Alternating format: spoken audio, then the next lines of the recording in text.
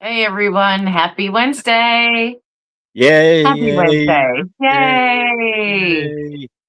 Yeah, Ah, yeah. Lord, yeah. Everybody notices I've got new stuff going on in the background. I got new lights going on in my office. Yeah, Make it look kind of cool. it's I been think you just joined a modernized. cult and don't want to tell nobody. Yeah, that's it. That's it. Freaking commune going on there. Bunch of hippies. Right, right. I just like it. It just changes colors. Reminds me of Well, the Aurora Borealis type thing. I leave mine blurred so y'all can't see my mess of my closet behind me and all my records and my. Maybe one day I'll put my Jim Croce up there so y'all can see it, but I ain't gonna do it right now. Uh, something. Something. Yeah, his Anywho, little space, Randy's little space is a mess. it's not a mess. I just gotta have places to put stuff. I did have a man cave at one time. Then all my kids moved back in. Oh no. I'm in my closet now. Oh my goodness. Well, we knew you were in the closet. Out of the Jack to have kids. closet. That's where we keep him. I'm truthful out of the closet. Yes, I'm Right. flashbacking into freaking South Park. Every time somebody says that, I immediately flash back into South Park. All right. There you go. There you go. We are waiting for Alex. He's from Castle Rock Paranormal. We don't know exactly where he is at this point. We're hoping he'll show up. Oh, Oh my goodness. Oh, oh Oh, my and goodness.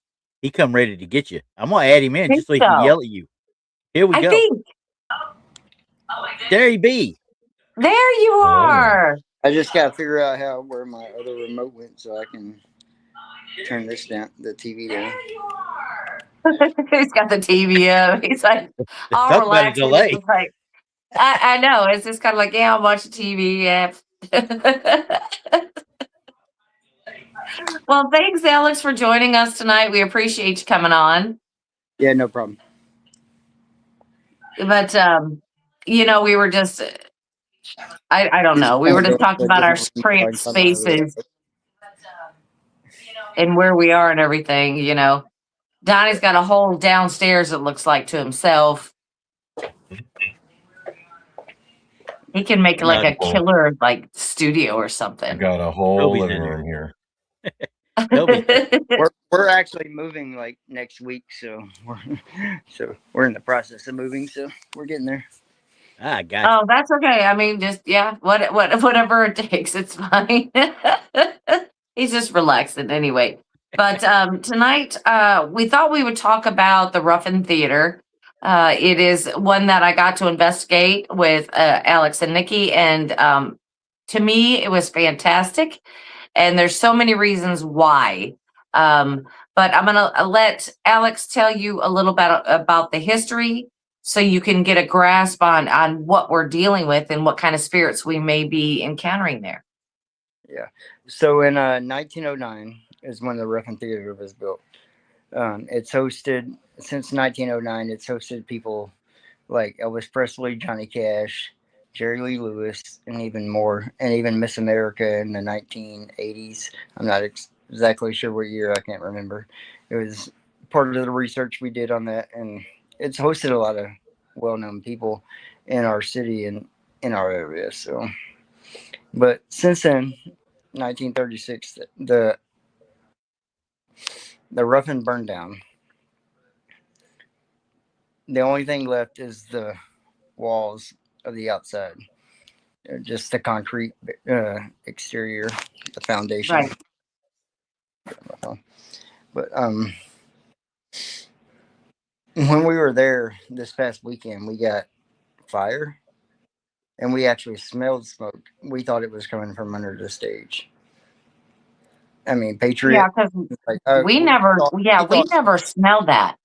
no, Patriot actually thought it was coming from like where our equipment was in the dressing room. So, so that's where we had our base camp set up, and Maddie and Laura went down there. There was no fire at all. By the time they got back, it was gone. No smell of it whatsoever. We went back down into the dressing room. We got January and we got July on the spirit box.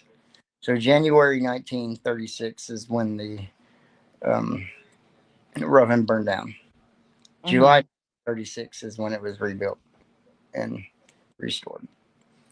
Right. William Ruffin wanted to do it within a year. He did it within 6 months. So we got January and we got July. That's 6 months. So I didn't even put 2 and 2 together until later, and I was like, that's interesting because it was rebuilt in July, right after we got the fire. So there's a lot happened at Ruffin that night, and I think a lot of people research this place a lot more, not only me. So. Right. So the Ruffin was rebuilt in 1936. So that means in the current building, Elvis, Jerry Lee Lewis, all of them played on that stage that is there now, correct? That is correct. I mean, the stage has been restored to an extent, but parts of the stage are still original. Yeah. What I find unique about this place is that, you have the theater itself, but the dressing rooms and everything are down below the below the stage. Correct. So everything is like, I don't know, it's like kind of creepy down there when you turn the lights off because there's no light coming in, there's nothing.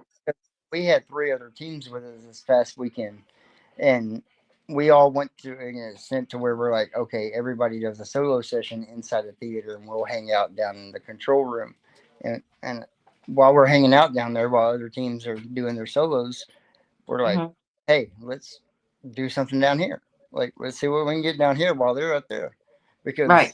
they know where they are, they know where we are, like, and that's when we got the melody and cast, and that's a very significant thing to personally, because the owner of the Ruffin said, if you can ever get a name Melody, let us know. All right. Well, tell us the significance of Melody. So Melody is supposedly a little girl. I mean, I even asked the owner, he don't know what age. He says, I don't know. But they see a little girl. And the owner is Chris. He's a 25-year retired Navy veteran. So he don't really believe in the ghost part of it too much, but the other staff do. A lot of people have seen a lot of things there and can't. So and when I talk about a little girl, everything, when I talk to people about it, they're like, I've seen that. I've heard that. We've heard that down here. We've heard her. So what we found out is that she just feels like she's being ignored. So. Oh. And she actually wants to talk to people. And that's what I liked about what we did this weekend, with how Spooky Dookie and every one of them just came out and just started acting out and just having fun, doing flips on the stage and all that stuff. At first I was like, okay, let's get down to business, let's do it. But I thought about it a little bit. Maybe this is what they want to see. They're used to this is theater. There's concerts, there's plays, there's everything. They're having Frozen Junior next month in January. Like, this is what they want to see. Maybe that will actually is a trigger object in itself to an extent. So, and yeah, absolutely. Yeah, I was telling Randy, because Randy's such a big fan, but they do every year at Halloween, they do their own live rendition of the Rocky Horror Picture Show. Right. And Randy just was like, oh, I gotta go now. I gotta go. I gotta go. And I had to cover one this year, so I mean, yeah, right. In the prop room, they got everything you need, bro. So, I'm not getting up there. I'm just one videoing it. I'm not going to be up there doing it. I might do the time, but I'm going to get away from it after that. But. He's like, he'll watch though. Dang right. Yeah, I mean, we did. I mean, how far is this place outside of Memphis, Tennessee? So we're in Memphis, in the city of Memphis. So we're about 45 minutes. So 45 minutes. So if you're coming from Missouri, it's a little bit closer. I mean, I don't know where all you guys are, but to an extent. But right. Patriot Paranormal traveled almost 7 hours to get here, so they're up near where MSP is. So. Right. It takes me probably about 2.5 to almost 3 hours to get there.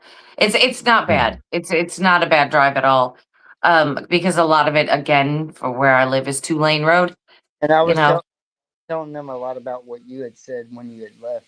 Like, I need to come back with more equipment because I didn't realize this place was like this. So yeah, I I think did not realize that. that place showed it to an extent Yeah, best we yeah. can. So this I place mean, is Well, in Covington, right? You said? yes, Okay, so it's right around the area of that Naval Air Station that's in outside of Memphis there. yeah, just about Okay, 30 minutes north of Millington. Yeah, okay, okay, gotcha. It's All the right. theater right here, right? that's The it. yeah, Ruffin Theater. Yep. All right. that is it. That is it. We should have sent you pictures of the ones that Alex took, because he took some really great ones Mm-hmm. um while we were out there with the lights on, and the owners and everybody who is on the board with them is super amazing, and they're kind of like, well, here's the building, have fun, just lock up when you leave. Yeah, and they actually forgot to lock the front door back the last time we were there, like last weekend, and they texted me. And because my phone's on airplane mode because I don't want to set any devices off, I didn't see it. But just doing what we do, we Yeah. the front door locked. Is this locked? And made sure Right, it was right. And for me, I guess that's a lot of trust, but it's also very good for paranormal investigators that have that kind of trust with the landowner or property owner, only because we can separate them away from the building and see what happens when they're not there. Because it seems like that would be one way to determine, are they making these things up? Are they exaggerating? What's really going on? Now, in this building, they have uh, two sets of bathrooms, basically. There's one at the very front by the lobby, and then there's ones at the back of the theater going out the back door. Um, what makes it amazing is that if you go to the front of the lobby, the men's and the women's are separated by the lobby hall, and you can go down into the men's bathroom. And I kept saying, let's check it out. Let's see what's happening. Let's go there. So when we went down there, they had this cover off the wall, and there's clearly a tunnel. It's not one you can walk in, but you can definitely crawl through with ease. It Yeah. is, it is it's that big. spooky. Steve from Spooky and I kind of looked into there. So if you get far enough into there, I mean, 2 or 3 people can actually fit into that tunnel. It's just getting into that first part of it and then crawling a little bit. But it is like a crawl space at first. Yeah, But a bigger kind of crawl space. Yes. And, so explain to us what exactly that tunnel was. so the tunnel, I mean, from what we've gathered with our research through the Tiffin County Public Library, is that it was a prohibition tunnel used for prohibition back in like the early 1920s. So the men in the men's bathroom, coincidentally, it's in the men's bathroom, there's a tunnel. If you take a left, it goes directly under the stage in the theater. So you can work on whatever's going on. That's where we smell the fire coming from, coincidentally. But if you take a right, it goes directly across the street to an old hardware store. So, and that's So, where he's out in the 19th. so apparently when the building burned the first time, these tunnels survived. Right. The tunnels have always been there. Yeah, the tunnels have always been there. So when they rebuilt it, the tunnels are just fine through there. There's absolutely no damage that I could see. I mean, because you can get down on your hands and knees and go in and look around the corner, because it is kind of a dirt floor in there, but you can look around it and you can see that the walls are perfectly fine. And you would expect to see, even in today's date, like some fire damage or something like that, but you can't see that. It looks fine.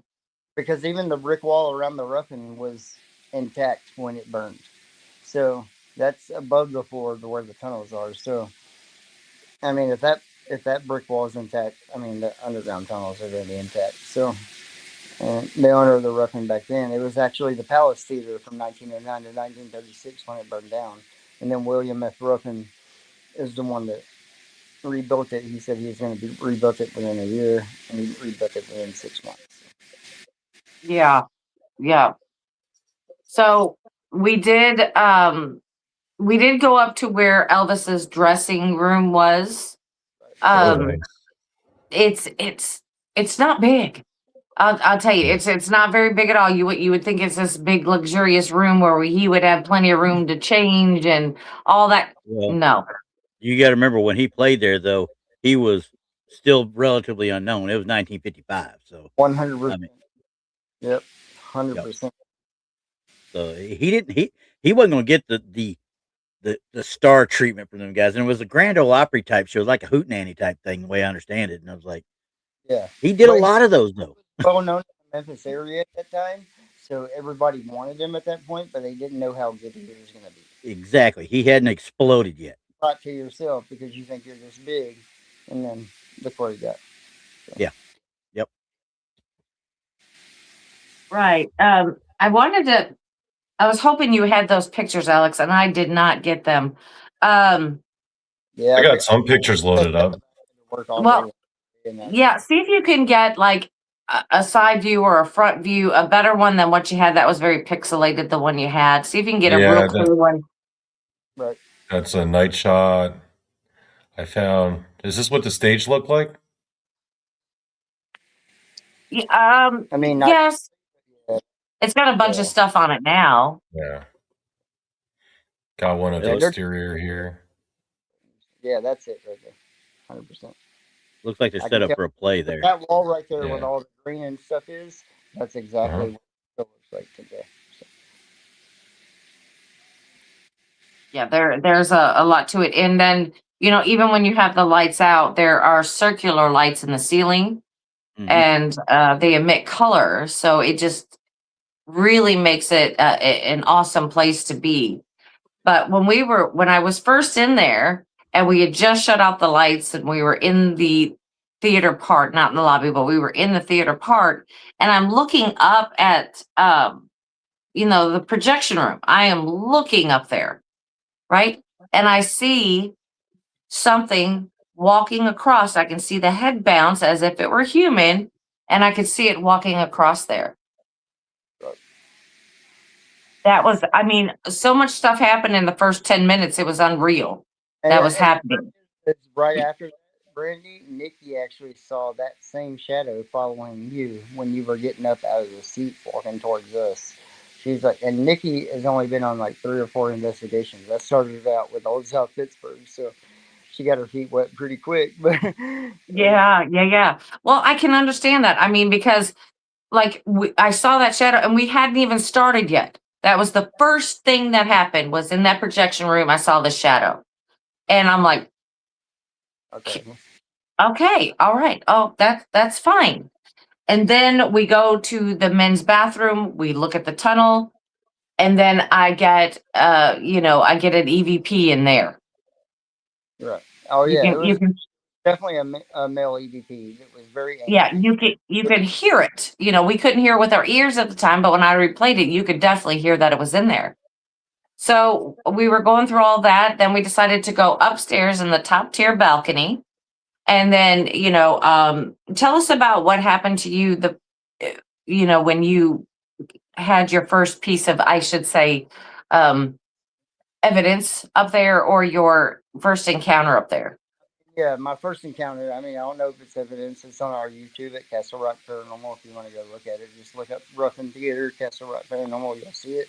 It's like an 18-second clip. It's an EVP I got with my digital recorder. And back then, I didn't really film anything. I just wanted to experience things. So in 2014, I started this, and I got a chance to go to the Ruffin. I've heard other people had been there before. I was like, let's go check it out, see what it is. So I got ready to sit down in a chair in the balcony. And when I sat down, I'm like, oh, I'm setting my recorder down because I'm tagging things. I'm like, I grew up watching Ghost Hunters. I try to debunk things. I try to tag things every time I can. Like, oh, I'm walking.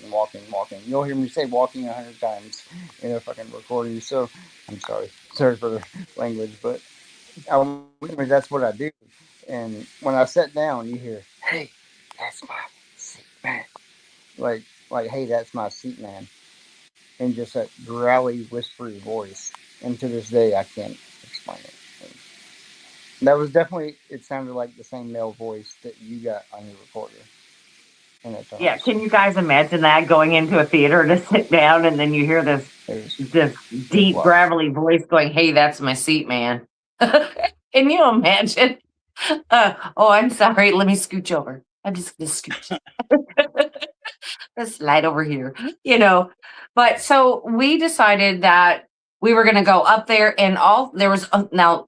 Let me just say there was only three of us in this theater the whole entire night. Okay, three, and then I ended up leaving earlier because I had such a long drive home that there was only two of them. So that just tells you there's three of us in this theater. So we decided to sit in all different spots in this upper tier, and, we're talking back and forth, and I have my recorder running. And the next thing you know, I've got another EVP of another male voice in the same spot. I have, Randy, I've got to send this to you so you can break it down and figure out what it's saying. Okay. But there is something there.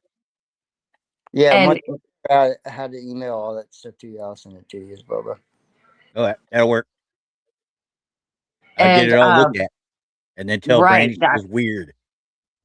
yeah, there was there was so much stuff that was happening, but then so we would take breaks and leave it sit for a while, especially when it got real silent. And that's a great time to take a break, refuel, do whatever, use the restroom, whatever you got to do. So and then we come back in and we're standing in front of the stage, and I'm trying to fix a piece of my equipment, and next thing you know, there's like a big light shining on me. And I'm like, what's going on here? I said, who's shining a flashlight at me? Those two are like virtually either beside me or behind me. They're not in front of me. And I look up and there's a spotlight coming down from the projection room shining at me right in the face. Mm-hmm. Hey, Seriously. thanks, little Mikey. Thank you, Thanks, little little Mikey. Mikey. Merry Appreciate you. Merry Christmas. Ho, ho, ho. Christmas. Yeah. So it was shining at me. So I mean, I've got a picture of this light that just out of the blue came on and started shining on me. I have no idea. We were all three of us were down there. So, I mean, all four teams of us, including us, Castle Rock, had experiences with that motion detector. So, if you don't remember, I'm pretty sure you do. Like, as soon as we noticed it, you noticed it. I went up there and I tried to debunk it. I'm like, let's see how. I'm like, I had to put my hand right in front of that motion detector to make He it. did. I mean, So, he stuck his hand and he was waving it like this, and it wasn't coming on. no. So the only thing I did notice, we did notice over the weekend, was if you keep shining a light, if the light's bright enough right at it, it will go off. But there was times that where it'd only be off for 5 seconds, and there's times it'd be off for 2 minutes. Like, so why is it not coming right? Like, it Yeah. just didn't make sense. And Yeah, no, it didn't make sense. And so we decided, hey, we've seen this thing walking across in that projection room. Let's flip this over and we'll point it at that back wall to see if it comes on. right, If something, if it detects something in the back and comes on, because I was literally way too far for that thing to come on. yeah, all of us were. So we flipped it back, and the whole time I was there, it didn't come back on until I left. And then when I left, they had that motion detector start showing up, and Mm-hmm. it could have Yeah. been right on top of it. It had to have been something put in its hand right on top of it to make it come on. I don't know what it was. I can't. Is it paranormal? Is it not? I really have no idea. But I can tell you that after you left a little after midnight, and then Yeah. once we took a break probably about like 12:30, 1 o'clock, and we were in the bathrooms near where we leave to go out to our vehicles, to the side, like where we use, so not the haunted ones, but Nikki was in the women's, I was in the men's, and we both came out, and she was like just like drying her hands off, and I walked into the theater, that light's on. It was off when we had walked back there, 100%. And I'm like, so like, let me get my phone out, let me record this right now. And as soon as I hit record, it went off. I mean, I Right. did not even get it. I was like, really? I mean, they like to play games with you there, and I told Haunted Souls about that. I told everybody, and I told Patriot, I'm like, they like to play games with you. And throughout the night, at the end of the night, you can see when we get the final video release, it's actually going to be played at the Ruffin for an event. So they're going to do a whole, I mean, everybody's going to be in it. I mean, going from Brandy all the way to Haunted Souls, and everybody that's helped us out with this. So, and Yeah. played at the Ruffin as an event. All the proceeds are going straight to Ruffin because they Yeah, that's pretty cool. go there. So, and the least we can do for it, and there's a lot of things we got that back up what me, Nikki, and you got that night. So, Yeah, I mean, my thing about this theater is that it's been investigated a little bit, not even a whole lot. yeah, 4 to 5 It- times outside of us. So. Yeah. So you're talking about very little that you don't know even what's happening in here. I mean, you've got the stories of, the people that work there, the people that own it, you've got those stories, but you don't have anything to back it up. And then, like I said, within the first 10 minutes, I mean, it was showing me that, hey, there is something here that I cannot debunk, I cannot deny. Especially, when you're talking about the EVPs and things like that, when I know darn well, it wasn't any of us. I mean, if it was the male voice, it would have been me. So, and you would have known. Yeah. It. So. Yeah, exactly. So, like I said, this thing is virtually unexplored. And I find with these places, once you start investigating and interacting with them more, it's cute. The more it's like the more energy that they seem to get and know how to use it better. So I'm thinking with every investigation from here on out, it is just going to get better and better and better. Wouldn't you say, Randy? Oh yeah, 100%.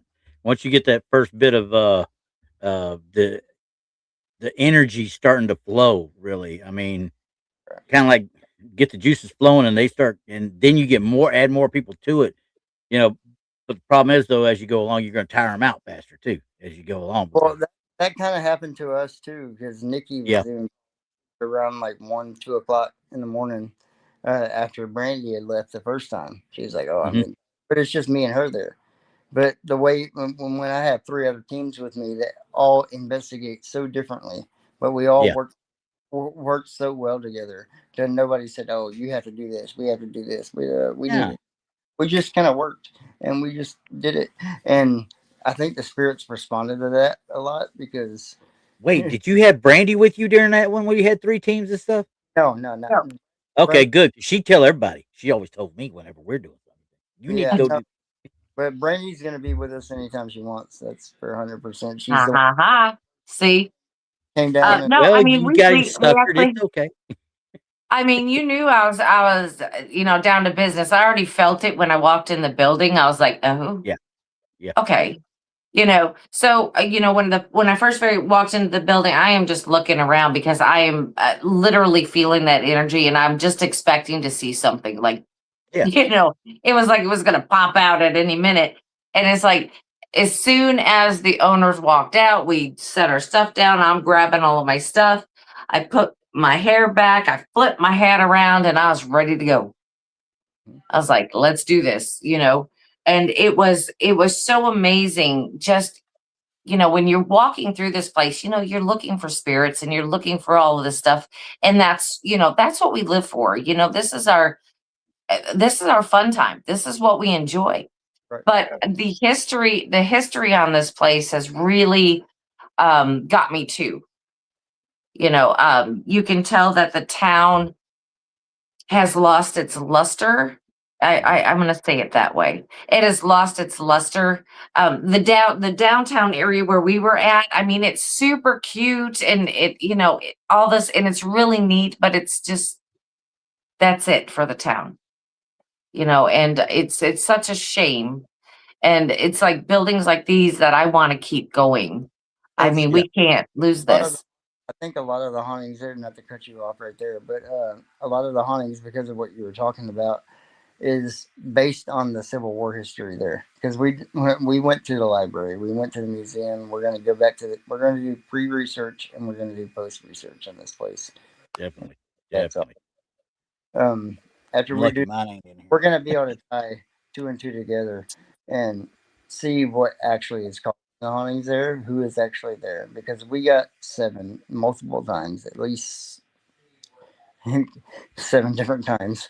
Should I say that? But I mean that Well, so I don't know what the significance is of 7, but that's what we gotta keep yeah, doing. definitely look into it. Definitely look into it for sure. Doing research on a place, and this is what we do as Castle Rock Paranormal. We don't just go out to these. I mean, I love Waverly Hills. I love all these big locations.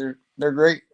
I've been to Waverly. I've been to some. I've been to Brushy Mountain. I've been to all these big places. I've been to Wyoming Frontier Prison, the Goldfield Hotel, like, but Yeah. nothing Well, than actually researching a place yourself that nobody else has, that you know. No, Yeah. yeah. Tell me about some of the stuff that happened at Brushy Mountain Penitentiary. Now, Brushy Mountain is in Petro, Tennessee, and it is up there in these hills. It's up there, trust me. Because you can get in the middle of that penitentiary and just look straight up and you think you can touch the stars. That's how far you're up, and it is just absolutely gorgeous out there. But tell me about some of your experiences there. What did you encounter there at Brushy Mountain? so the first time I ever went to Brushy was when I just did a daytime tour. I just went on a normal tour. It was just me and our teammates. It was Max and Tiffany. I was with Frontline Paranormal Research at the time, the team I founded back in the day, 2014 when I started all this. And I was like, hey, let's go check it out. And we had a daytime tour, and just the energy there was something I was like, okay, it just doesn't feel right. I mean, Mhm. granted, I hadn't been in the paranormal yet. I had done my first investigation at that point, but it just didn't feel right. So, Mhm. the Sea Ray Chasers, I don't know if you know those guys. Oh yeah. WC, they did an event out there in 2016, right before I left back to Wyoming, moved back out there because I went through some personal stuff in my life and I just wanted to get away from Tennessee for a little while. But right before that, I went out there with them and did an event. And there was something down in the cafeteria that just grabbed me on the back of my leg. And I turned around, there was nobody there. I was thinking it was going to be Chris or any one of those just messing with us because they do that, TWC. If you've ever been on one of their events, they mess with you all the time. But they'll Yeah. let you know who they are. So they just wanted, but there was nobody there. And actually, the entire group was in the next hall over. So, and then after, Hmm. let me just see what happens out there. So, in this paranormal field, and I went on it myself. And Parker's Crossroads, Civil War Battlefield in Henderson County, Tennessee is my first one, 2014. So, I've done it 7 times too. Yeah. Right, right. Um, yeah, because I love Brushy Mountain, and I would love to go back there someday. Brushy is It cool. it's built in an upside down cross. Yes. It's like super weird, and the history on that is weird. Yeah. It Well, is it's weird. actually documented that they built it upside down for a reason to to look like it was not anything godly here, to where this is what's going to end. Yeah, If you come to yeah. Brushy, it was going to end here. James Earl Ray, the one that killed Martin Luther King Jr., spent time Yeah. at Brushy. He escaped Missouri State Pen. He could never escape Brushy. Yeah. Hmm. Yeah. So the history on this thing goes as it used to be a mining location, and they were mining and all of this stuff, and Still are. and the next, huh? There still are actually a lot of mines in the area. And so what they had done is they had people out there mining. Well, then they weren't paying them enough, and then in comes, what do they call those? Unions. Okay, so in comes the unions. Yeah. And they're trying to unionize this mine. And there's a big fight and all of this stuff, and people were hurt and all of this other kind of stuff. And they ended up shutting the mine down because there was a riot. So then they built this prison on top of it and still had the open mine and working mine still there. So they would have people from the prison mining. This was part of their, punishment. This is what they were doing. Hard labor. Yeah. Right. So Punishment it got so. out the Go ahead. wall. I mean, it wasn't punishment to them to an extent because they actually got to get out. So, I mean, it's hard to cut you off right there. But, I mean, that's what I think about it because they're in this hellhole and you get to get fresh air for a minute. That's what they want. Well, Even if you got to go down in a you can mine. walk over to the hole and then go back down. I mean, yeah, there is that. I mean, you get to go outside and see sunlight for a little bit. But so it got so bad that they needed more people to mine. So they got kind of corrupt in the law enforcement and everything around in that area that they would send you to prison for almost absolutely nothing. Yeah. They would say, you're walking down the street and looked at them wrong. And like you felt like they were going to come hurt you or whatever. And next thing you know, you're in court and you get sent to prison. So they get to have you in prison for a couple years and then you're mining. So, this is the stuff that they were doing at the time. Yeah. I mean, but they're Uh-huh. actually eerily similar to that because if you know the history of NSP, like you guys do, if you look at a guard, you're in the hole. You're going down to the dungeon. We're the guy that spent 17 years of his life, like, not seeing light. So, Yeah, exactly. Yeah. Exactly. So, I mean, a third investigation said, "Oh, I'll go down there for a solo session." I'm like, "I'll give you right. 10." She went down there. It was like 13 minutes in. There's nobody else down there. There was an event that night, but I know there was nobody else down there in that dungeon because I was standing right at the top of that staircase and making sure nobody came in or out. And I just started walking around. And I'm like, I texted her. I'm like, "Are you okay?" She's like, "Yeah, the flashlight went off a couple of times." I'm like, are you good?" Like, and I went down there. She just calm, collected. So, I mean, Right. that showed me that she is a lot more advanced in this field than I even was at her sense. So, I mean, Mm-hmm. down 3 or 4. I mean, I've been Right. up, and I don't even know if I could do that. So, Right. Well, there are some people that are just born with that. I don't even know how to explain it. There's so many different abilities that you can possess, and I believe we all have them. It's just how well can we master them, and if we even want to, or even awaken those things within ourselves. But with Brushy Mountain being the way that it was, it was not a good place. It really was a terrible, terrible place. And I mean, now they started, which is really cool. They've got a whole moonshine type distillery going on this property, yeah, which concert, is all that stuff too there. So. yeah, they do concerts out there. There is I think it's like an ATV or something area somewhere close where they do camping and Mud park is what we call it in the South. So. yeah. And I mean, there's just so much stuff over there that you can do now and it's like, it's crazy. I actually went and bought moonshine and it's called End of the Line moonshine, and it's, they've got the, where the guards used to hang out in the guard towers, and you can see the guard tower on it and everything, because they're still standing. So it's really amazing. And this place is in really good shape. Yeah. Really good shape for what it is. Now, you get over into D block, which D block is the bad guy, really bad guy area. Or just say that really bad guy area. The bottom half is open for tours during the day. The upstairs is open for the private investigation. So you can go upstairs, which is not as nice as the downstairs, of course. But yeah, you could go up into there's a lot of places that are open up when you can investigate the night in the nighttime. And let me tell you, that is a place that if you want to investigate something a little bit bigger, this place is well worth it. So, It is absolutely well worth it. and just focusing on prisons. So I've been all over the country. I've been to all the way out west. I was born and raised here in Tennessee, but I lived in Colorado, Wyoming. So I've been to Goldfield.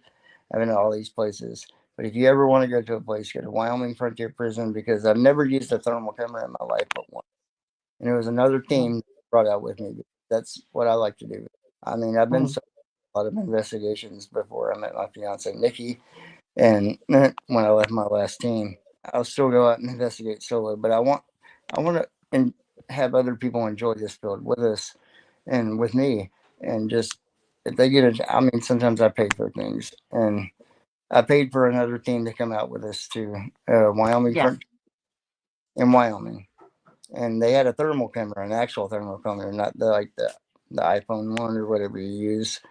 They had a camera, and they caught a cold shadow that has no legs on it.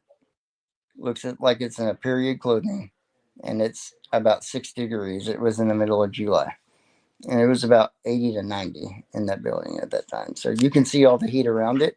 This is a cold fig that is not staying on the floor. There's no mannequin there.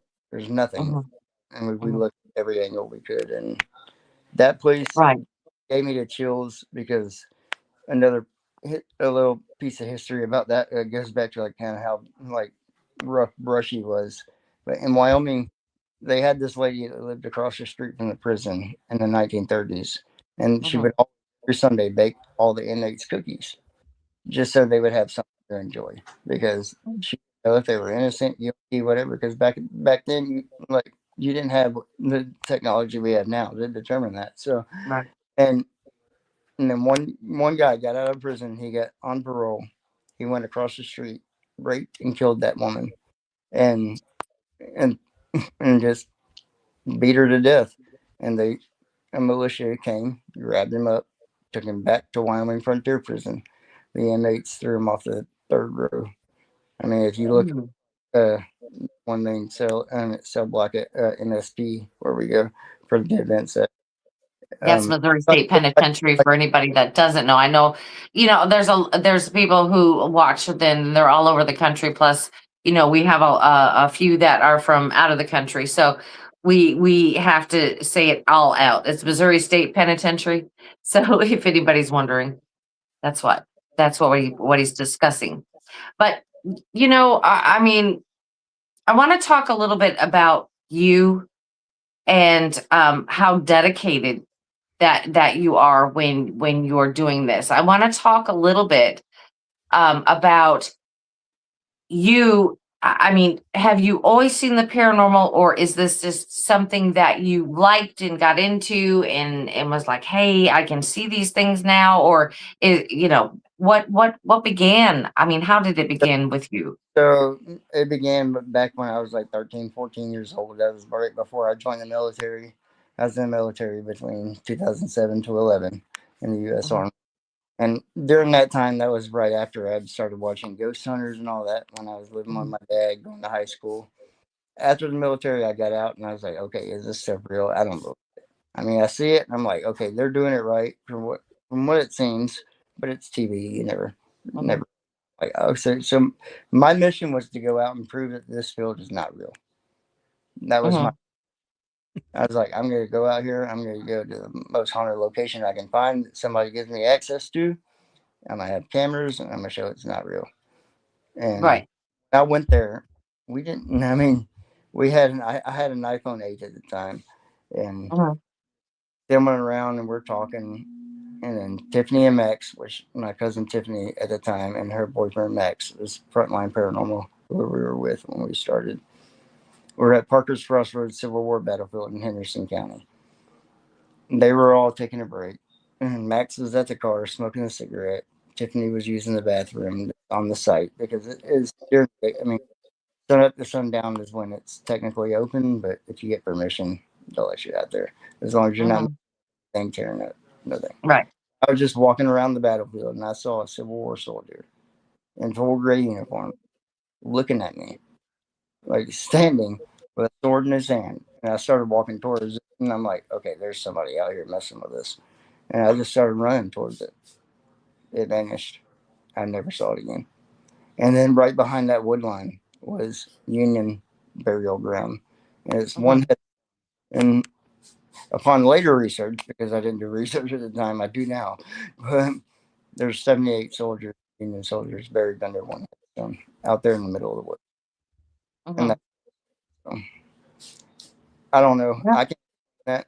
I mean, people can believe me or not believe me. I mean, it's kind of like with the whole like cryptid things. People believe it, they don't. But that made me want to take this field further. Which skirmish line was this one that you're talking about, though? I'm sorry? Which skirmish line was this one that you're talking about? So it's at Parker's Crossroads. Okay, I know what you're talking about then. Henderson, I did. Yeah, halfway between. I did a few years in the Army too. So. Right. Yeah, he did a few, just a few. And upon further research, you realize it had a lot of ties to Shiloh. Yeah. And Shiloh, I've asked Shiloh many times to go out there at night. They say they don't believe in this type of research. They don't let people. No, they won't let you on it. They will not let you on it. Yeah. Unless you know somebody, they might let you out. Other than that, I've been to Lutz House in Franklin, the Battle of Franklin. All these are connected when you tie the Civil War together like this. It's such a unique part of history. They're like, okay, we got 37 battlefields right here, and they're all some way. I did 8 years at Fort Campbell. I mean, Tennessee, that was a stomping ground, the entire area, really. I mean, of course, some of us have talked about LBL a lot, and that's a whole nother show, though. So. Yeah, that's a whole nother show. Yeah. Okay. So if you, what I'm talking about is from your dedication is this is something we love. This is our passion to, find stuff that we can't explain. Thank you, Larry. We're glad you're a member for 7 months. Woo! 7 months. We appreciate you so much. Happy Wednesday. Happy Wednesday. Yeah. So I know that you go out, you investigate as much as you can, you go to work, you do your stuff, but you do have an illness that is causing a whole ruckus going on with your body. Oh, multiple illnesses. I mean, it all started back in 6 months after I got out of the military. I was going to take a year off and be a civilian for a little bit because I didn't want to be a part of the government for another 4 years at that moment. So, right. Construction, and I couldn't. I mean, I was the top of my platoon as far as like running and everything. Like, not even make it like getting out of the truck in the morning and working a construction job as a laborer. And I was like, and everybody's like, oh, electrolytes. So I started slamming Powerades. Nothing was working. I was still tired. Every day I woke up. I was like, what the hell is going on with me? And then, I started getting spots all over my body. And I joked with my Aunt Lisa. I was living with my aunt at the time. I was 20 years old, not even 21 yet. And I was like, oh, maybe I got leukemia or something like that. And I was just joking around like I do with everybody. Somebody that knows me personally, I joke around a lot. That's why I don't do it that much on social media because people don't know my personality. If I'm joking around, that means I like you. And you'll know if I'm not joking. So, that's 100%. And I was like, oh, yeah, I got leukemia or something like that. Well, 3 weeks later, I was getting out of the shower and I passed out on the floor. I have no idea what happened. I remember my Aunt Lisa waking me up, said, Alex, are you okay? Are you okay? I'm like, I have no idea. And she's like, you need to go to the doctor. Right out of the military. I'm like, no, screw a doctor. I'm going to be all right. I'm going to push through this. That's what I always do. Aunt Lisa's like, nope, you got to go. We're going to take you. We're going to took me to a little Christ Community Health Center because I didn't have any insurance at the time. That doctor But I mean, he's like, Alex, go to the ER, go now, don't make any stops. And thankfully, I wasn't the one driving that vehicle because I was so tired and so out of it that I wanted to go home. My aunt said, no, we're going to take you down to Methodist North Hospital in Memphis. And as soon as I got there, and in the city of Memphis, it's kind of like St. Louis or any major city. You go to the ER, you're going to be waiting a long time. You're going to be waiting on a long. As soon as I got there, they brought me there. So, and that doctor said, "How the F did you walk in here?" And that was the words out of his mouth. And I said, "With my feet." Like, With my feet. well, yeah. I mean, what do you want me to say to you? I mean, I'm walking. He's like, Right. "You have blood. Your blood counts are slow, low." I've never seen somebody walking, but blood counts as low as yours. Mm-hmm. And after they gave me about 3 pints of blood and like three or four bags of platelets. I don't even remember how many it was to get my blood counts back up. I started coming back to it again, and I asked him, I was like, "How bad was it?" He's like, "You may have lived another 1 to 2 hours." He's like, "You were getting ready to pass out and not wake up again." He said, "Had you been dead, you would have died." And that to me was like, okay, let's fight. At first, I was like, "Why me? I've never done anything bad to anybody. Why God? Why me?" But over, Mm-hmm. I'm kind of glad that I had cancer and I had what I went through because it made me a different person. I mean, it made me from going, okay, I'm on top of the world. That, no, the world can end at any moment. So, Right. and you look at life like that's why I'm such about unity with everybody. Anybody that wants to come out of this anytime. I mean, as long as you don't do anything bad towards us or say anything bad towards us, you're welcome to come out. I mean, Right. So my next question is, okay, so I'm heading somewhere. I'm just trying to get there. So it was cancer. So they diagnosed you with cancer. What other ailments did you suffer from and are still suffering from today, or are there new ones that you're dealing with today? well, there's been a plethora of them since 2012 after my transplant, but the main one is chronic GVHD, chronic graft-versus-host disease. So they told me there's a 50% chance I was going to make it through that transplant that night. I said, okay, if I die, I die. I mean, it is what it is. I made it through that transplant. I lived, but because of that, because my donor wasn't, it came from Germany. I've never met my donor in my life, and they told me that he came from Germany, so I know it's a male, and gave me my family wasn't a match, and after that, like I've just it's hard for me to talk about really because I'm so sorry. I'm just so sorry. I mean, we can move on. oh We can move no, on from this. that's what I was getting into because when I was talking about my donor a little bit, it got me a little bit emotional. But the chronic graft-versus-host disease is the post-transplant stuff. What I went through, so that's when your body rejects your transplant. So I made it transplant, but my body rejected it, and still to this day rejecting it. So I have almost even GI doctors don't know if it's stage 3 or stage 4 cirrhosis of the liver because of too much iron buildup in my liver and my spleen and all that stuff. And they did a liver biopsy on me. They said it's GVHD. One doctor said it wasn't. I'm fighting that because I don't have any other issues that would cause liver issues at 36 years old. I really don't. So, Right. and, So all now that. with these things going on, okay, so and it's traumatic and you are like you're just wow. You are such an investigator. You can out investigate me anytime. When I'm sleeping in a corner, he's still going. And I'm like, I gotta take a nap. So, and he's still going. Do you think that any of this is making you more susceptible to hearing these things or seeing these things or anything like that? Do you think it's kind of like opening you up because of your issues, your health issues? I know a lot of people, a lot of psychic mediums that I know have issues with their health and have always had issues with their health, but they're fantastic. They just seem to just have that energy that attracts these type of things, you know. Thank you, Cryptical Crossroads. We appreciate you so Yeah. much. And welcome Oh, to yeah. the Booze Club. Talking Yep. about is absolutely, because I feel like since I've started this field, my health has actually gotten worse. So, do I have an attachment from somewhere? Do I have this? Do I have that? I don't know. I try everything out. I want to disprove everything. I have Ouija boards sitting right up here in my house right now. Like, I mean, Uh-huh.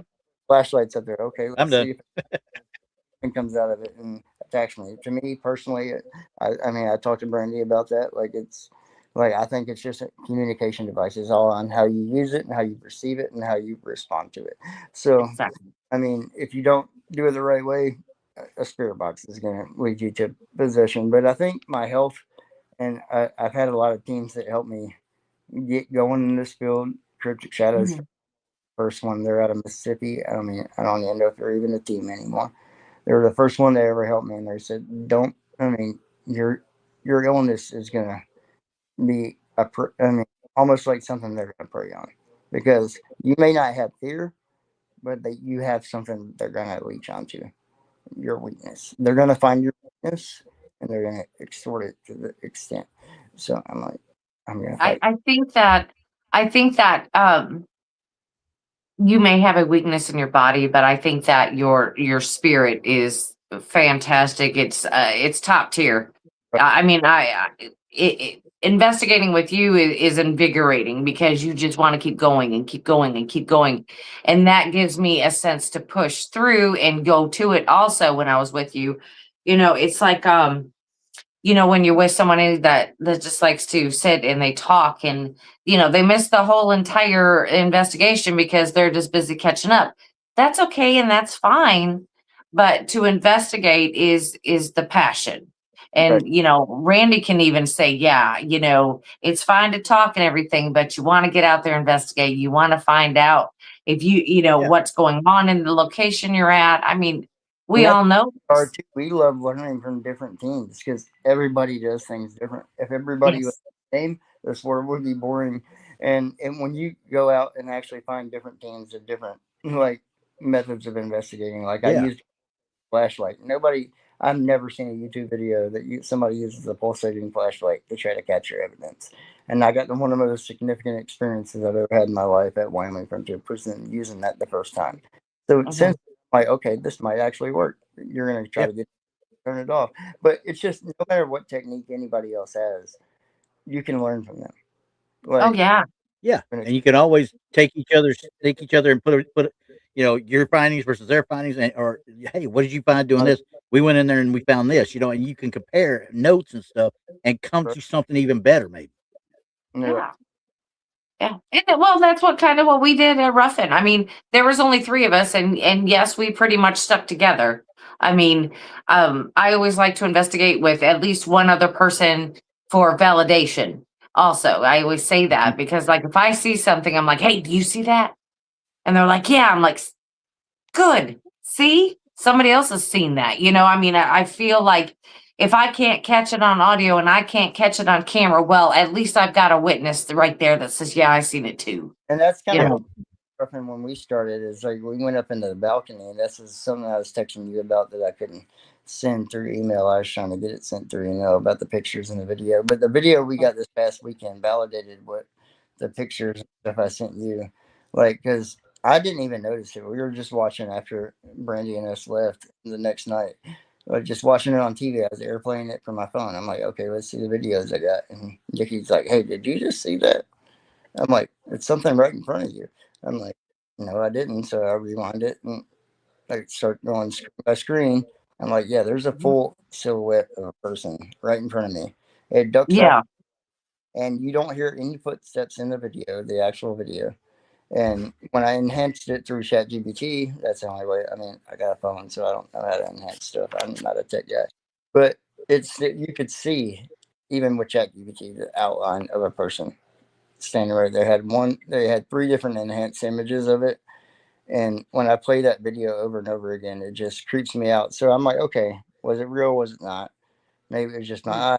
Maybe it was just camera lights, whatever. So we're sitting all up in the balcony this past weekend, and we have a dead bell on the stage. And we're all in the balcony. There's me and three other teams all spread out in the balcony. So Maddie's in front of me, and Nikki's off to my right. Dan and all of them are all up behind me. There's a dead bell on the stage, and there's the motion lights, the string lights on the stage as well that Patriot put down. So one of the lights went off, like somebody was stepping on the stage, and we're see that? And I was like, were you the shadow that we saw standing in front of us that we captured on my phone a month ago? Ding! The dead bell goes off. Like 1 for yes, 2 for no. That's what we had established as communication. So, and I'm like, if that don't validate that to me personally, that validates it. I mean, Right. playing that back and forth in my head so many times because some people are like, okay, I kind of see something, I don't. I'm like, okay, that's why I sent it to other people. I want to get their opinion on it. But when you have that a month later, that communication, ding, that dead bell had not went off before that. It's been sitting there for an hour. And that tripwire had not been going off. It was on the stage. Nobody's on the stage. We're all up in the balcony. Like, what set it Yeah. off? Yeah, there was just a lot of weird things going on. Wait, I'm sorry. Jason, if you can hear me out there, I don't know what's going on. I see you. You're in there now. You're chatting now. He had texted me and said that he wasn't able to talk and chat. I see you now. You're fine. Okay. Yeah, I can't Okay. see either. So if anybody's commenting or anything, so. Well, yeah. But anyway, what I wanted to say is, little Mikey says, thoughts are with you, man. I'm from Canada, but thank you for your service. He did want to tell you that. Appreciate you. So that was pretty cool. I don't know. So what do you have, I mean, coming up in the future? I mean, what do you have for your, I know that the Ruffin has its owners, Right. but what do you want to do to help the Ruffin? What can you do to make that happen? Well, so for one, we've already posted on our page. It's not much. I mean, but for anybody that may be new into this field, I have 2 pieces of equipment I've used at Hellsbar Dam. I've used them at Goldfield. I've used them at some pretty notorious locations. One's just your regular HD static night vision camera that you buy off Amazon for like $100-something, and one a full spectrum GoPro, the one you buy off Ghost Stop, or I don't know if Ghost Stop even has it anymore, but I mean, it has initials on it. You can see it. They're still in working condition. Anybody that donates to that, well, the top 2 people will get. I mean, number 1 will get their choice, whatever they want to pick, and number 2 of the donors will get the other one. So donates to the Ruffin.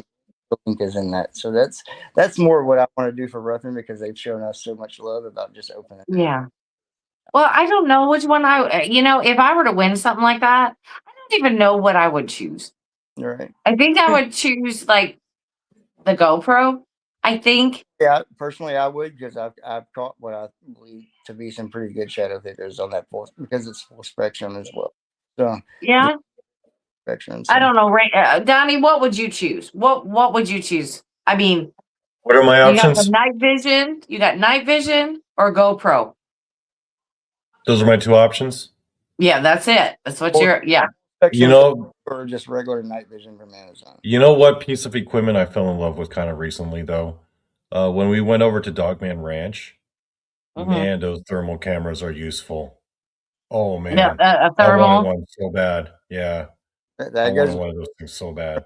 And I got the first and only time I've ever used an actual thermal.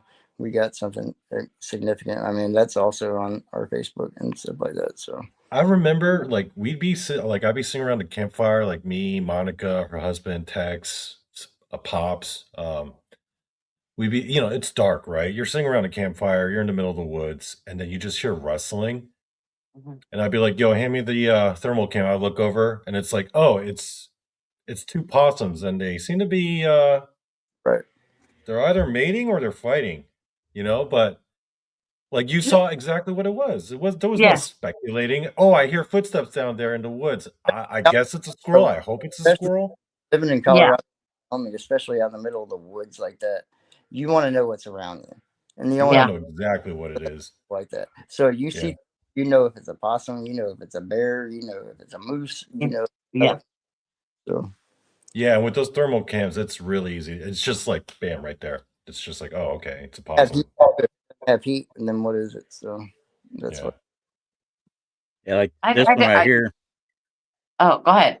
I just got this one, and like I said, it's got the old, all the white hot. You get white hot, you can go rainbow, you can do however you want to do it, and it's Yeah. got 3 different settings. The settings show the coldest spot, the hottest spot, and the mid spot.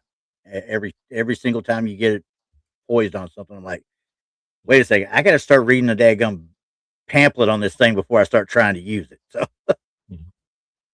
Yeah. but out of the stuff that he was talking about, though, yeah, I would do the GoPro as well, just for the full spectrum. Oh yeah, the full spectrum. And I haven't had great results with full spectrum, but I haven't had one to use a lot.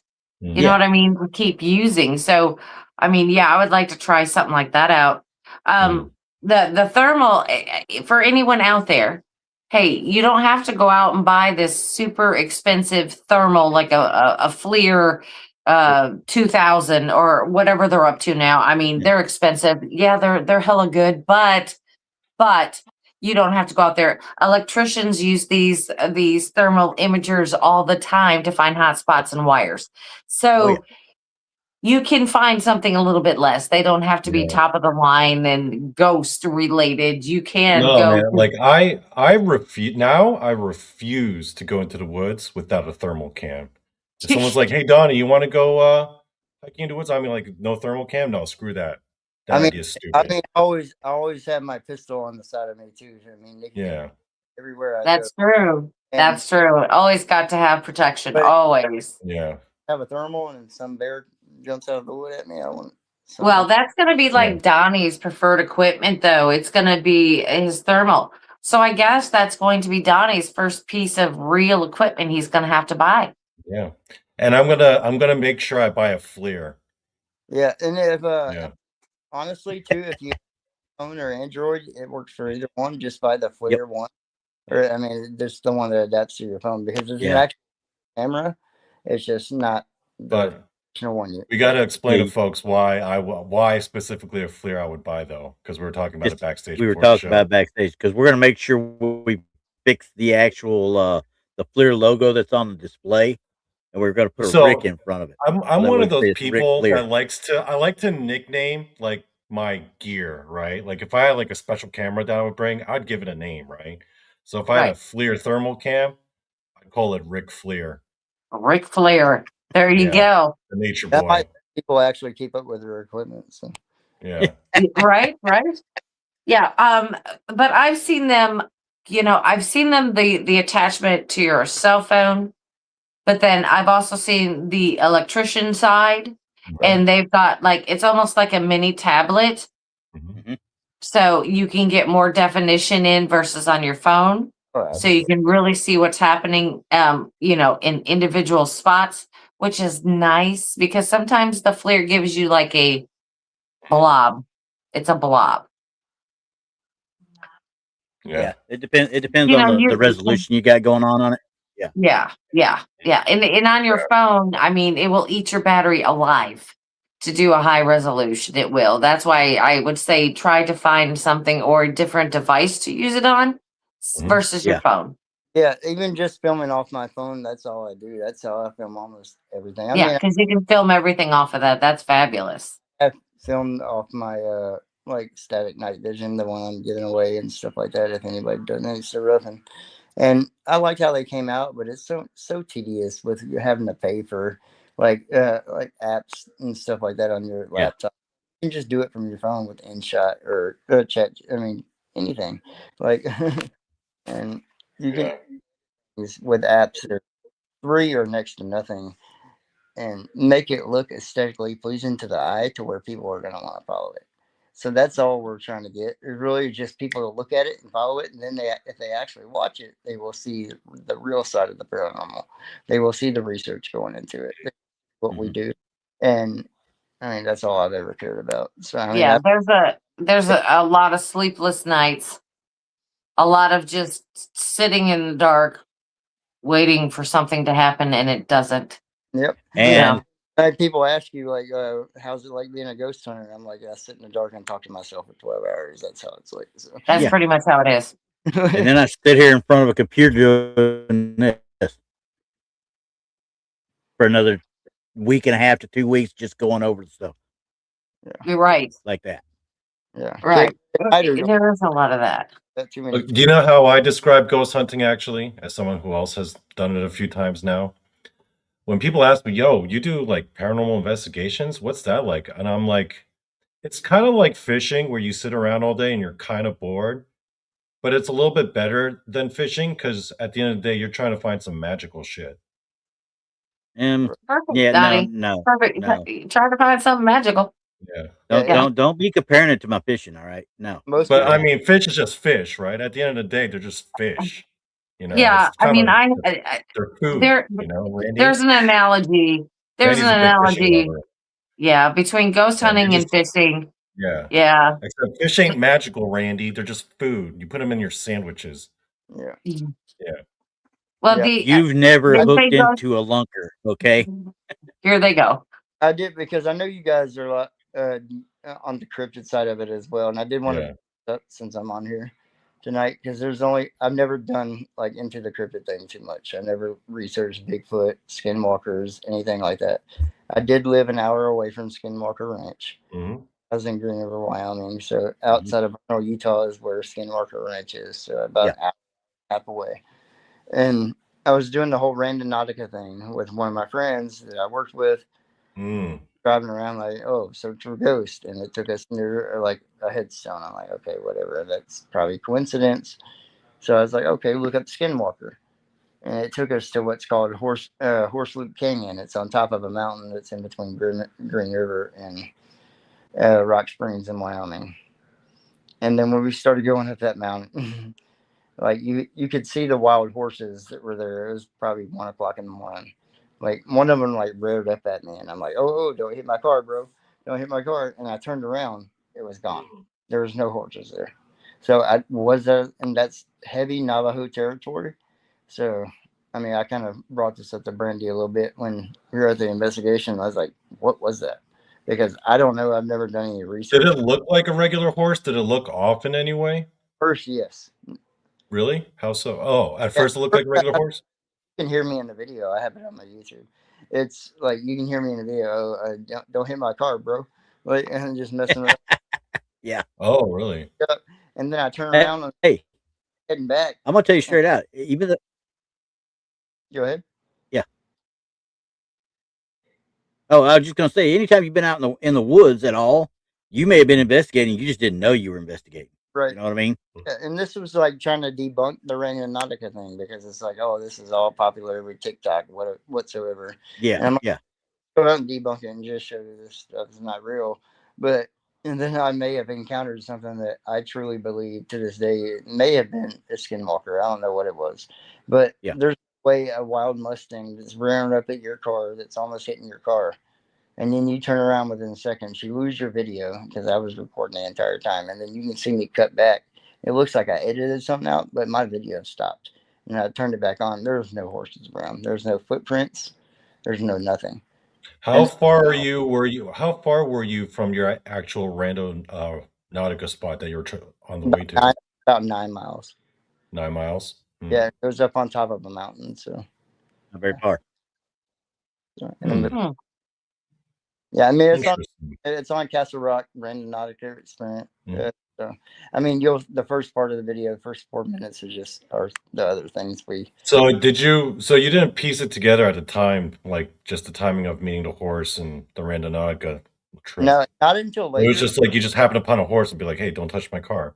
Yeah, and then I started researching the Navajo a little bit and about skinwalkers. I didn't even know Skinwalker Ranch was a hop, skip, and a jump away from me, to be honest.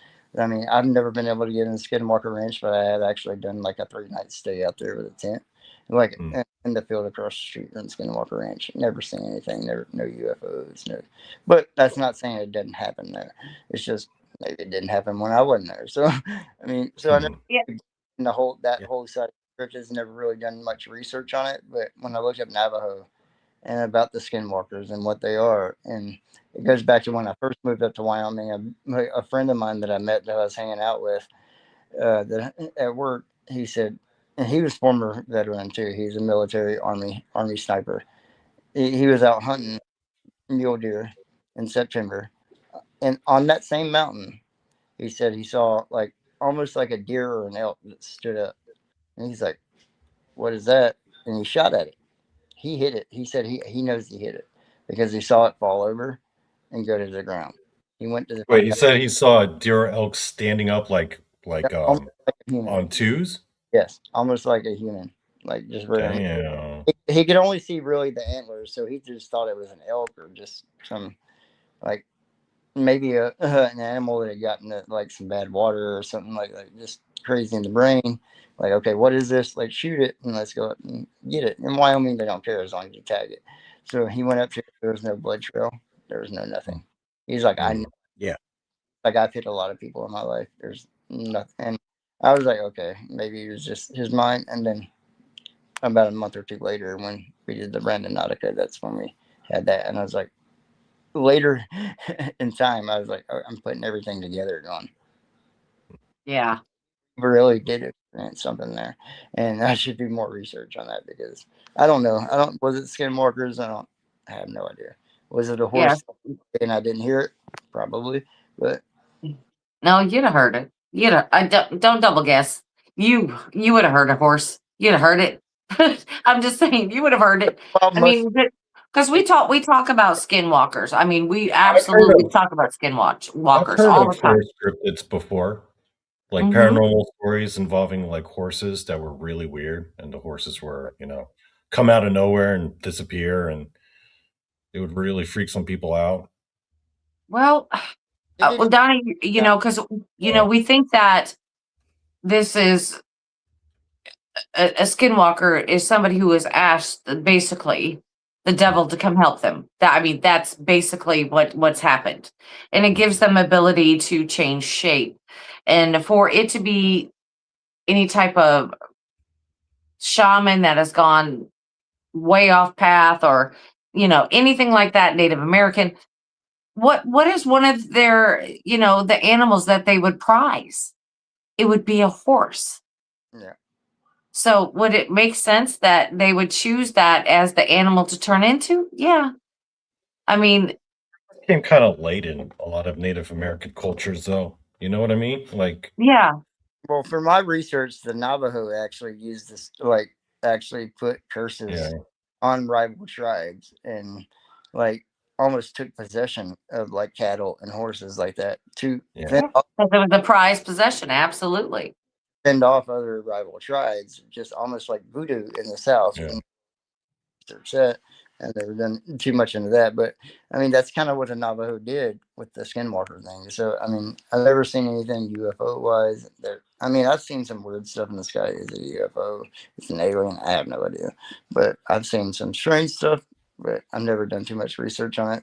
I've always been more of the ghost. But I just wanted to get your guys' opinion on that because that's very interesting. Yeah. No, you would have heard it. I don't know what that was. Don't second guess that. No, you would have heard it. You guys ever want to go look at it? It started about 4 minutes onto that video at Castle Rock Paranormal Brandon Nautica experiment. So, right. I would like to watch that video. And just give everybody a heads up. All his links for his TikTok, for his Instagram, everything or whatever I could find on him as far as Facebook. Castle Rock Paranormal is all in the description of the show. So you got links. You've already got a couple of subscribers that mentioned it out now in the chat. So you got a couple more coming that way. So. You got more coming. Now you said you're going to release more or less your investigation videos. Actually a whole video. Now, have you already done that? I haven't seen it. But are you going to soon, or when can we expect to see that? It's probably going to be January. I don't even know. Right now, it actually may even be later than that because we're even talking about doing a 2-nighter at Ruffin. Okay. Again. Okay. Well, I'm in. So you're welcome. I'm in. The other are kind of like you. This night was crazy, and we think we need and the Ruffin actually wants to show it on their screen and have an event there and show our work, and we want to include everybody that's helped us out, starting from you to any other team that's came down to investigate, because the owners had given us that access to that place, and they want answers about a couple of things, and I think we found a few of them. But it takes investigation after investigation. We don't just go to the place at one night and okay, we're done. I mean, yeah, that's fun. I go to MSP for events, OSPH, stuff like that. I mean, but so many people have already done research on that. I want to go to these places nobody's really done research on. Let's find out what's actually here. I mean, Oh, absolutely, absolutely. I'm in investigation. I'm in for that place. for the true root of paranormal investigation, in my opinion. Yeah, the next time I'm bringing my pillow and my blanket, and I'm camping out in the top tier balcony.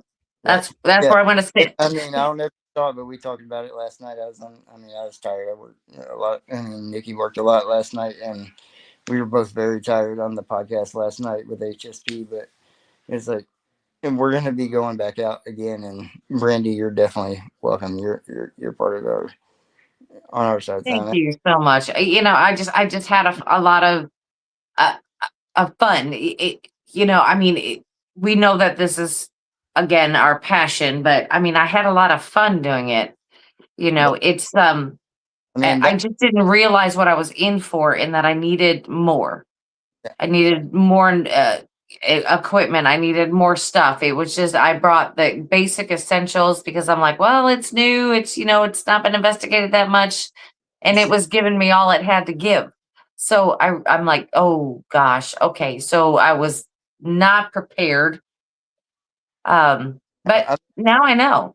Started off that night too because they were just finishing up the owners of the place, with like a or was it like a rehearsal for Frozen Junior they're doing in January. They're doing it like a Frozen Junior with the kids. They're like, okay, Mhm. leave, you can leave. So it was just one of the managers and her kid there, and Spooky Dookie and everybody else is just all standing on stage, and they're just all jumping around and acting a fool. And like, I'm like, all right, guys, let's get serious. But I thought about it for a second. I'm like, okay, this is what these spirits are used to. So Mhm. maybe this Mhm. actually, and after that, once the owners left, we all got into our zone and actually just flowed really well together. And okay, you go here, we go here. We're all gonna sit up in the balcony and put everything on the stage. So and that way, nobody's touching anything. So we're all Yeah. up. It's on the stage. So. And from there, I think everybody's like, okay, this place is wild. And by the end of the night, they're like, even if nothing happened, we'd still want to go back to it. It's such an awesome experience. It's a fun time with great people, but this place is active and everybody wants to come back again. So Right. So are they going to open this up eventually to private investigations? we can talk him. I'm sure I could talk him into that, hopefully. But so, I was thinking about events, but we were talking to you a little bit about that. But you'd probably only need about 10, 15 tops, for that place because it's so small. It is small. Well, and it's an open theater, so there's not many places you can just Yeah, and melt into. It's like it's open. an Yeah. active, the acoustics in there are going to echo everywhere. So you're Yeah. gonna hear people in the dressing room if you're in the top part of in the apartment building, which we didn't even investigate the first time we were there with you. But we went up there and I heard something moving behind me in that apartment when I was leaving on our solo session while everybody else was in the dressing room. And I heard something, and nothing happened while we were in there. But when I left, I was like, okay, I got that. I haven't reviewed that yet, but I'm trying to piece all this night together with the one that you and I Yeah, said. we did. Yeah, I think that, we need to really concentrate on that upper part.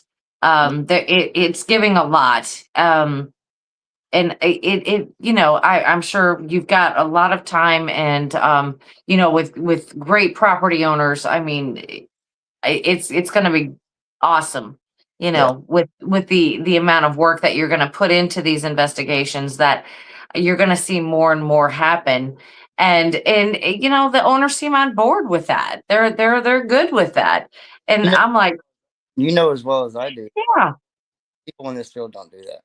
Like when we first met with the owners, I'm like, how much is it going to cost for us to have a night here? Because I wanted to just go back after 2016, and I got that one EVP that I love so much, and I was like, still one of my favorite EVPs to date that I've ever caught. And Mhm. like, why would I charge you? He's like, you're promoting us. I'm like, Sure. I'm like, I thought about it to an extent. I'm like, okay, so now I'm going to work my butt off to make sure I promote, because this man's opening the door for us. He don't have to do that. Like, Yeah. Right. I mean, Yeah. When somebody does that, it's just kind of like you want to do everything you can for them, and Yeah. then you truly grow to love a place to the point of, hey, I want to keep the doors open too. Yeah, I you want to grow be up able to protective keep of the coming. place. yeah, You Yes. know, yeah. right. And yeah, that's all that matters, because there's spirits there that just really don't want to be talked to, and there's spirits there that really want to talk to people, and the ones that Yeah. really will just feel like they're not being heard. And we don't have to worry about the one that's in the. I believe he's in that bathroom. I mean, Yeah. I think it's okay leaving him alone. He wants to be left alone. But there's a girl there, a little girl. I mean, maybe it's Melody, the one the owner said if you can ever get Melody, and we got that on their spirit box, on the Ovilus actually. It's a Melody and then Cast, and we weren't even Mhm. Melody, and no other team even knew about that story. About the owners asking us if you ever can get a name Melody, let us know. And Yeah, since because we didn't get Melody at all. just shocked, they're like, "There's no way." And I mean, even during the Estes method, when Maddie was sitting on the stage and got Melody, and or Nikki asked, "Is this Melody?" And Maddie was like, "Yes." Like, I mean, when I send this to these people, it's like this is what they wanted from. And I feel like I'm giving that to them, and that's what we're in this field for. What these owners of these locations want, historic wise, give it back to them and make and Right. show them what this field's about, and it's just not all what Ghost Adventure shows it is. So we're not running from things. Even you got on me about that one. It's funny. I felt like a little cold hand in the balcony, and I'm like, "You're like, we don't run." I'm like, "I'm not running," but it did. It did show me. Like, No running. but But we don't. you got to get, you think you've got to get to that point where what you heard is what you heard. You've got to get there. I mean, a lot of people, when I investigate with them, especially the newer ones, when something happens, they try to run the other way. I'm like, stop! Don't do that. Don't run. It's not. It's My biggest scare moments in my life are from something natural, usually like a shower curtain or a spider web or something like that, or a dead build. I was in somebody on a public event that I didn't know was there, and then it goes off. And I got some little blooper reels of that stuff too. equipment you didn't know that was there. That was pretty cool. That was pretty cool. Well, we've reached the end of our hour and a half, everyone. We want to thank Alex and Castle Rock Paranormal. We didn't see Nikki, but I'm sure she's around there somewhere. She's in. Yeah, she's probably making She's food. over there. But thanks so much for coming on the show and talking with us about the Ruffin Theater. We're excited about hearing more about what's going on. We can't wait to see the video when it comes out. I know I'm going to see it. But anyone out there who is listening or part of our chat right now, please go to Castle Rock Paranormal. You can find them on Facebook, YouTube. You can find them on TikTok. All of the links are in the description below on this show on YouTube. So if you need that information, come on over to YouTube and look in our description. You'll find all of that stuff. And with that, we will not have a show next week. It will be Christmas Eve, and we are taking time out with our family. So there will not be a show. We haven't decided if we're going to do one on Christmas for Blondes and Booze yet. It just depends on, if family If they time's get over. if they get out of their pajamas or not. That's what it is. I don't even care if I get out of my pajamas. I'll be in my jammies on the show. I don't care. Matter of fact, I got my jammies on right now. Just saying. Just saying. But we haven't really decided. Ooh, We know that ooh. everybody's spending time with their families and stuff. And if there's enough interest, we may do one on Christmas night. We may not. But New Year's Eve, ladies and gentlemen, New Year's Eve, Paranormal Show and Tell will be on. We will have a show New Year's Eve because we don't go out. We stay home. Yeah, we're lazy. We're old. We No, don't take that chance. We I just stay don't home. have a social life. So I that's don't my either. reason. You guys Yeah. are my social life. What? Boy, you need help. I know. We all need help. Maybe. Actually, as I don't far know. as Or paranormal. substitute for social lives go, this is pretty good. Yeah, this is really good because Yeah. we can still chat. We can talk about stuff, and we don't Yeah. have to go anywhere. Yeah. Yeah, we can talk to people in And I can chat. do Hey, the we've whole got thing all while this wearing stuff. no pants. What's there not to love? Yes, and no pants. Yeah. It's your choice, everyone. Your choice. Pants, no pants. We can't see you. It's fine. Yeah. Do again. All right. With that, everybody, have a wonderful, wonderful week. Merry Christmas to everyone. And I guess we'll see you when we come back in 2 weeks. Yeah. Go. Merry Christmas. Merry Christmas, everybody. Good night. Good night. Bye. Oh, Randy, you gotta press the